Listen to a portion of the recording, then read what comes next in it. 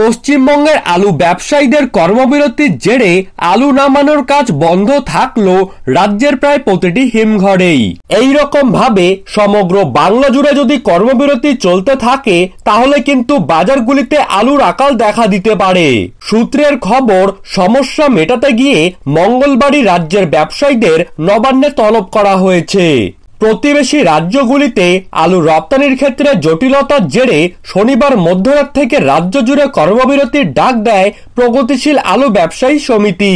শনিবার মধ্যরাত থেকে কর্মবিরতি শুরু হলেও আগে থেকেই শেডে নামিয়ে রাখা আলু প্যাকেটজাত করে বাজারে আনতে আনতে রবিবার গড়িয়ে যায়। সোমবারে নতুন করে কিন্তু আর হিমঘর থেকে শেডে আলু নামানো হয়নি, ফলে অধিকাংশ হিমঘর লাগোয়া শেডেই আলু প্যাকেটজাত করার কাজ বন্ধ ছিল।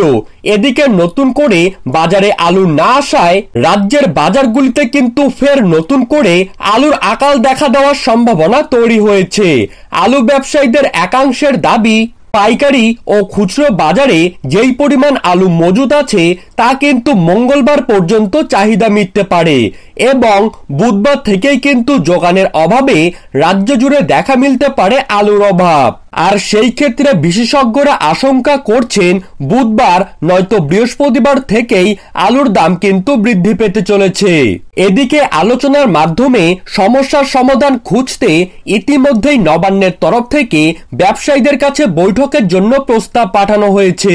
আলু ব্যবসায়ী সমিতির রাজ্য নেতৃত্বরা সেই বৈঠকে কিন্তু যোগ দেওয়ার জন্য নবান্নে পৌঁছবেন। এক আলু ব্যবসায়ী বলেন, রাজ্যে যেই পরিমাণে আলু মজুদ থাকে তার কিন্তু বেশিরভাগ সংখ্যক আলুই আমাদের প্রতিবেশী রাজ্যগুলিতে পাঠানো হয়ে থাকে। এই রকম ভাবে যদি বর্ডার বন্ধ করে রাখা হয় তাহলে কিন্তু সব আলু রাজ্যের মানুষ ব্যবহার করতে পারবেন না, অর্থাৎ আলু হয়তো পড়ে পড়ে পচবে, নয়তো ফেলে দিতে হবে।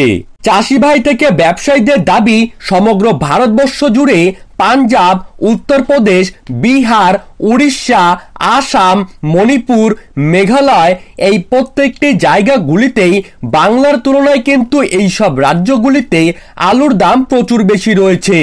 ভারতবর্ষে সব থেকে যদি আলুর দাম কম থাকে তাহলে কিন্তু তা পশ্চিমবঙ্গে।